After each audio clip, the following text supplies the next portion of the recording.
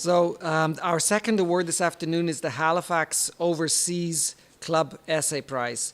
This award was established in 1920 through a resolution passed by the executive of the Nova Scotia Overseas League. The focus of this prize is to demonstrate the relationship between a place in the overseas dominions with the British Commonwealth.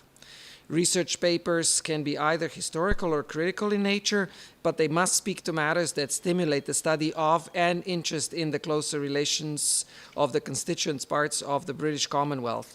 In the past, we often had hard time getting essays that would fit the criteria. This time, actually, all the essays did, which was a wonderful surprise.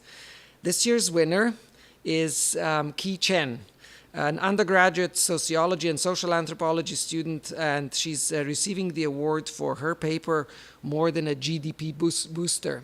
When we read this paper, I thought, oh, this should be made a mandatory reading for, for all senior administration. I thought this articulated the issue much more eloquently than many of the things that I've had a chance to hear this year at the more senior level. So the selection committee for the award in this particular case included Dr. John Cameron from the International Development Studies. Are you not going to wave to everyone? Chris Bell from History. Is Chris here? He was here earlier, okay. And myself, and we agreed with the comments in the letter of support that was provided by Dr. Alice Britton. I see Alice there.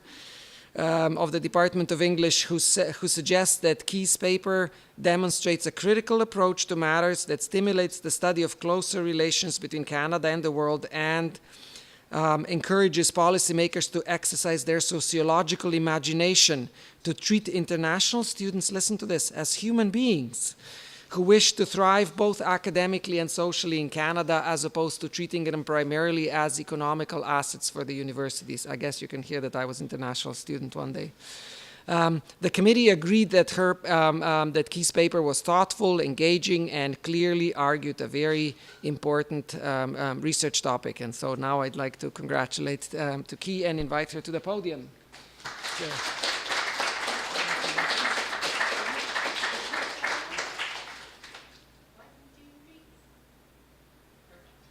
Make sure you read the really juicy part of your... Awesome. Thank you.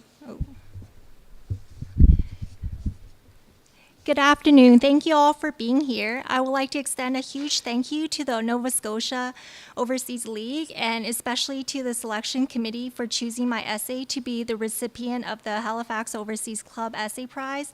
I am truly honored to receive this prestigious prize. I would like to thank Dr. Alice Britton for being generous with her time and writing me a recommendation letter. I am also truly grateful for Janice McDonald-Eddington from the Writing Center for her patience and guidance through my undergrad, through which my writing skills have improved tremendously. The focus of this essay prize is to demonstrate the relationship between a place in the overseas dominions and the British Commonwealth, and for that I would like to thank the international students for being the inspiration behind my essay, More Than a GDP Booster, which I wrote for Dr. Foster's class, which focuses on how educational and immigration policies can be implemented to improve the overall well-being of international students. My essay is a plea for educational and governmental policymakers to exercise their sociological imaginations to critically analyze the adversities that international students face in order to develop sound educational policies and to view international students beyond being commodities that boost the revenue of the university and the GDP of our national economy. As our world is increasingly becoming a global village, more and more students are seeking an education abroad with the proliferation of globalization. Canada being one of the top choices of destinations for international students to study abroad needs to critically consider the pedagogical supports that are in place so that educational institutions can successfully retain international students as they contribute significantly to our nation's GDP and social fabric.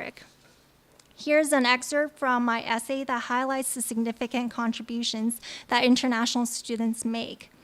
International students contribute significantly to Canada's GDP and overall economic well-being.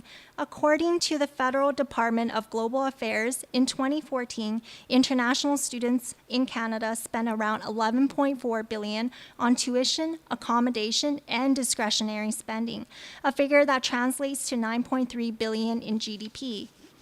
It is important to understand how significant these economic contributions are because during the 1980s and 1990s, Western governments reduced their funding to post-secondary institutions as part of broader moves toward neoliberal restructuring.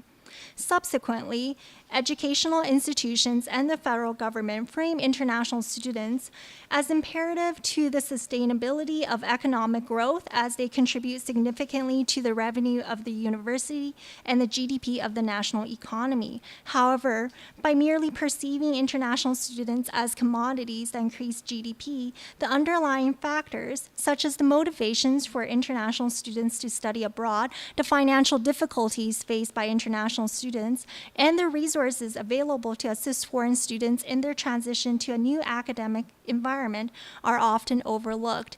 Given the magnitude of the economic contributions made by international students, these underlying factors need to be critically examined in order to develop a nuanced understanding of the lived experiences of international students so that educational and governmental policymakers can develop effective policies to attract, integrate, and retain foreign students. To better understand why international students' economic contributions are important, neoliberal restructuring needs to be explored. Thank you.